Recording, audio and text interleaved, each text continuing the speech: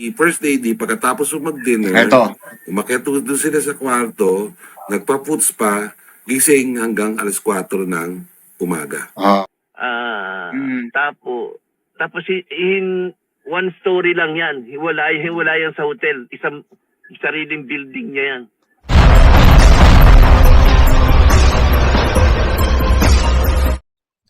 Yung nakikita nyo sa screen ko na yan, yan po yung upload ko kahapon na kung saan itong dalawang reporters ay may kinukwento about sa kung ano yung nangyari doon kay First Lady after nilang kumain or mag-dinner sa Noy Pits.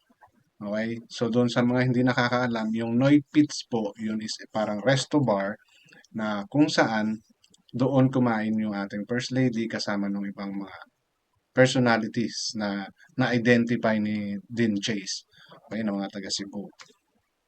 So, kung bakit ko po tinatopic ito ngayon, kasi gusto ko pong i-correct, no? Yung mga nasabi nila base po sa kung ano yung napag-usapan namin ni Kuya Gado USA 2.0 sa mga sinabi nila. Ito po ay hindi paninira kanila Sir Dodi Lacuna at Ricky Rivera, no? Dahil ang purpose lang po nito, malaman natin yung totoo. Okay? Kasi ayaw natin maging fake news.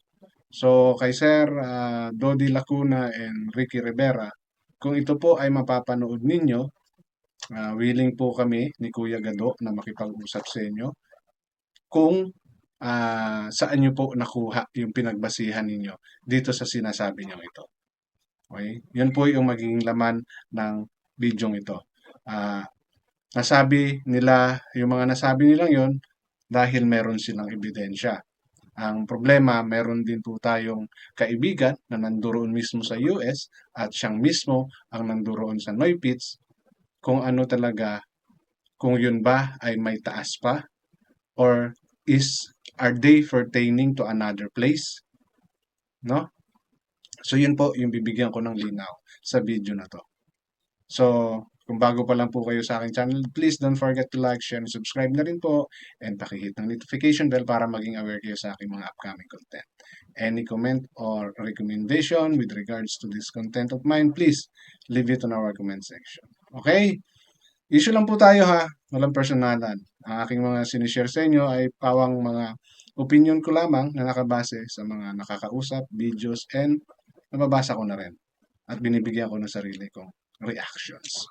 Alright, so dito po sa video ito, ang mga makikita nyo, yan, sila, si Dodi Lacuna and Ricky Rivera, and yung usapan namin ni Kuya Gado, at yung video na kung saan yung mismong lugar ng Noy Pits, loob at labas ng restaurant na yun, ay pinakita niya. Para lang po makita natin talaga na maybe they are pertaining si Ricky Lacuna and si Dodi Lacuna and Ricky Rivera na walang taas ang Noy Pits, no? Baka mayroon silang sinasabing ibang lugar, no? Baka mayroon silang ibang sinasabing lugar. So yun lang po yung lilinawin natin. Kasi mahirap po na nabanggit po nila na after ng dinner, umakyat sa taas ang First Lady at nagpaputs pa. Okay? Yun yung sinasabi nila.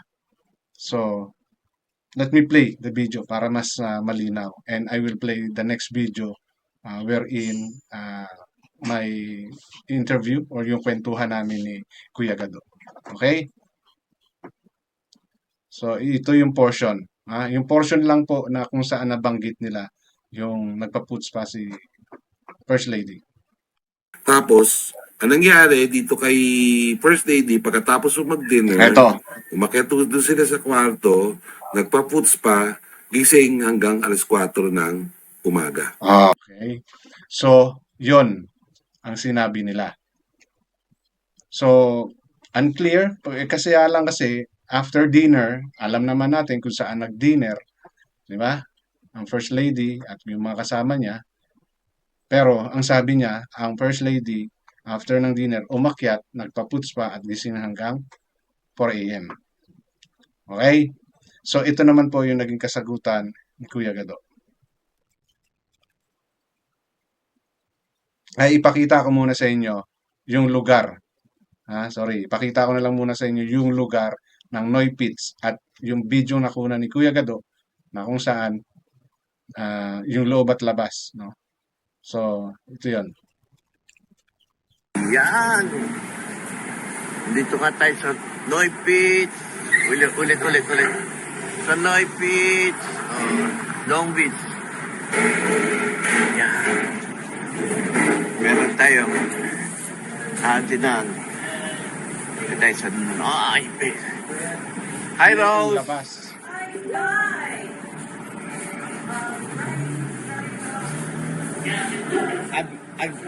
Pasok, hindi, mamaya, ikot pa ako. Ayan, may kilala tayo. May hi guys pa siyang nalalaman. Ayan, ganda dito. Dito pa lang makikita mo, no? Walang masyadong high-rise building, no? Walang masyadong high-rise building na masasabi mo may second floor or may matataas na pwedeng maging another area na tinutukoy ng dalawang reporter. Simplihan lang. Yun, oh. Noy Beach.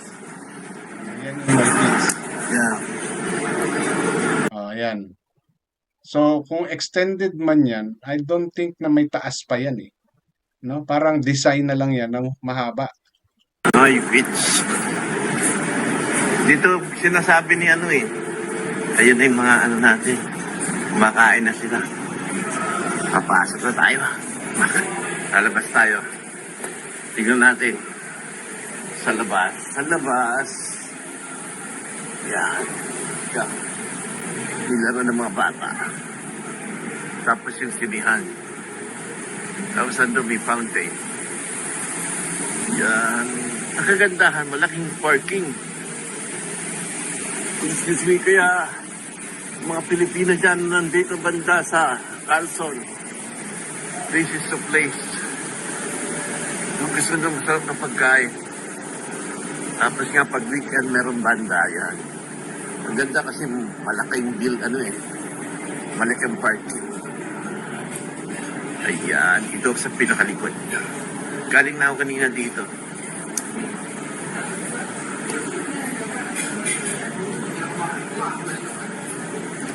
Ayan. Di ba?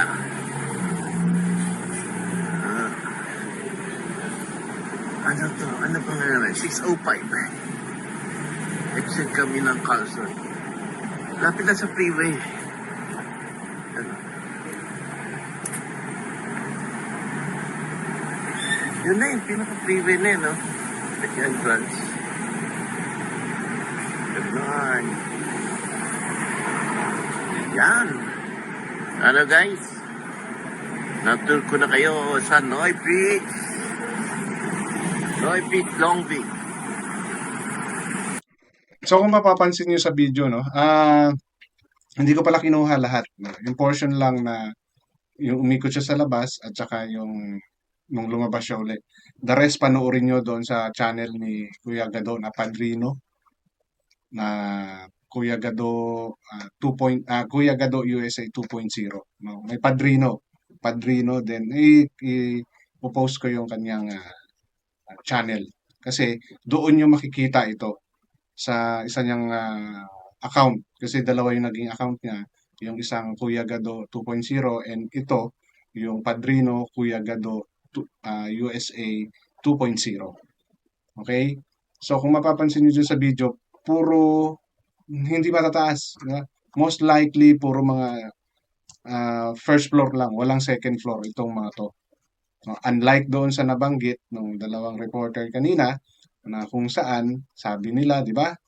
After ng dinner, umakyat sa taas, nagpa-puts pa, then gising na hanggang 4 a.m. So, ito is actual, nakita natin sa video ni Kuya Gado na nanduroon mismo sa lugar. Okay, so are they repairing to another place? Diba? That's the question. Kaya nga sabi ko diyan sa content ko na yon, yung kaninang una kong pinakita, what if kung talagang confirm na may taas, no? Kasi nga ako, duda ako. Okay, kasi ah nung nakausap ko, bago ko makausap through ah StreamYard si Kuya Gado, nagdududa na ako na mayroon ng taas yun.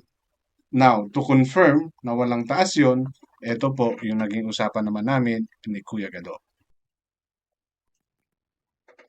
Sa Long Beach, bar and restaurant yan. Bar, grill and restaurant yan. He's referring to Malaking, like it's- ano yan, siguro ang capacity niyan mga nasa 150 to 200 ang seating capacity niyan. Okay. So malaking ano yan, saka maraming branches yan. Meron sa Las Vegas, meron dito sa LA, meron din sa West Covina. Ano yan, Filipino owned yan. Tapos in one story lang yan. Hiwalay yan sa hotel. Isang sariling building niya yan. Kung mapapansin nyo dyan sa sa yung kuya kay Padrino na video. So yun, may sinasabi niya na yung isa niyang account yun. So one story structure lang siya.